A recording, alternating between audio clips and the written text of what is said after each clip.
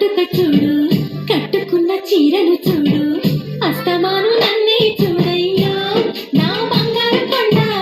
అంత దూరం ఉంటే ఎట్టయ్యో చదువుకున్న పొద్దును చూసా మొక్కుకున్న బుట్టను చూసా చూడమన్నవన్నీ చూశానే నా పువ్వుల దండ చూపకుండా ఎన్నో దాచావే